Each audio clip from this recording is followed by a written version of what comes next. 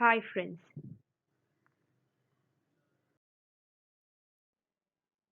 What comes to your mind when you think of the word electricity? You may think of batteries, circuits, electric bulbs, etc. The current world, we can't even spend a day without electricity. All of us know the significant role it plays in our lives.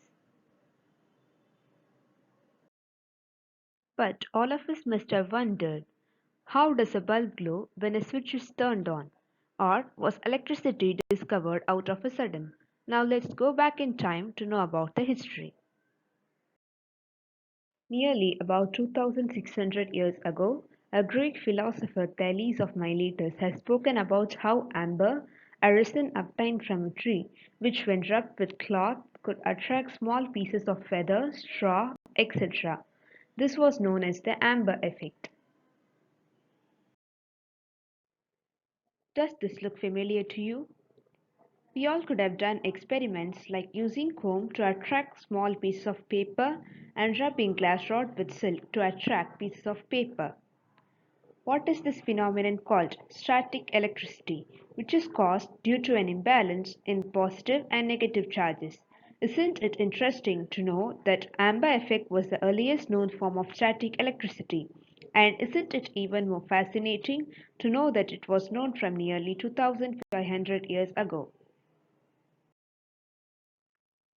Now let's fast forward in time. In 1600, William Hilbert, an English scientist, published a book named The Magnete, in which he spoke about the various experiments he had performed over 2 decades to understand the properties of naturally occurring magnetic substances, and he has also done wide research on magnetic compasses. He was the first to propose that Earth itself behaved like a magnet and has its own magnetic properties. But why are we talking about him?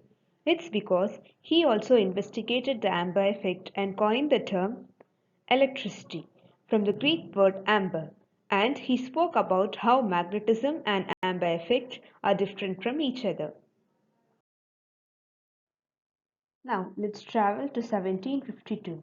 When people were curiously doing experiments with static electricity, Benjamin Franklin decided to fly a kite during a thunderstorm. But why? He was very passionate towards doing experiments related to electricity, and from his observations, he was able to draw various similarities between lightning and electricity. So he went on to perform the very famous kite experiment. But what was very special about this kite was that the upper string was made of hemp and the lower part which he held by his hand was made of silk. It also had a pointed metal wire on the top. He also has attached a key to the string. Now let's see what happened when he performed the experiment.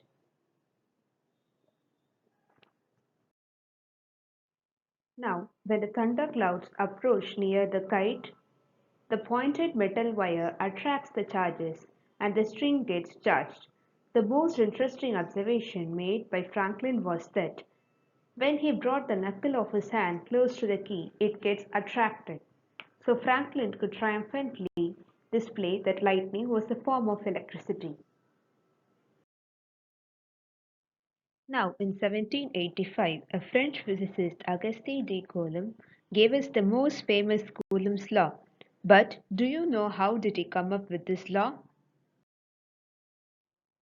He used an instrument called torsional balance to carry out the experiment. The apparatus had a simple glass cylindrical bottom with a lid and also a cylindrical glass tube attached to the top. A string was hung from the torsion head to which a beam was attached horizontally. To one end of the beam, a pith ball was attached and the other had a counterweight. Now, a second pith ball was hung through a small opening into the cylindrical case.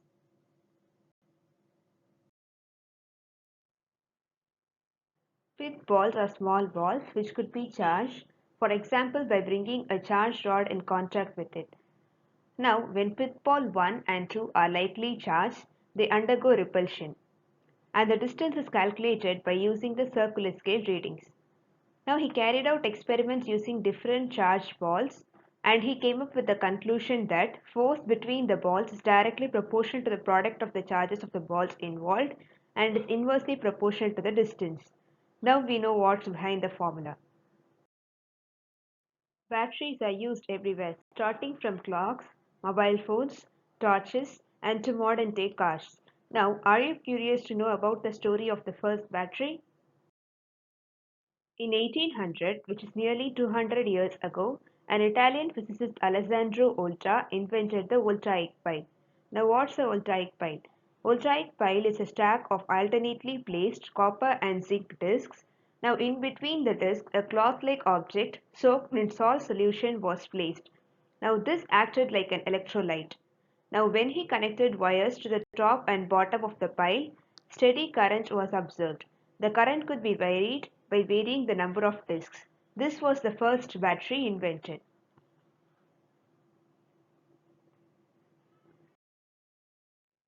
Starting from the history of charges to the story of the battery, we have traveled through centuries. Hope that you will find this video interesting. We'll see the remaining part of the history in the upcoming videos. If you find this informative, please do like, share and subscribe.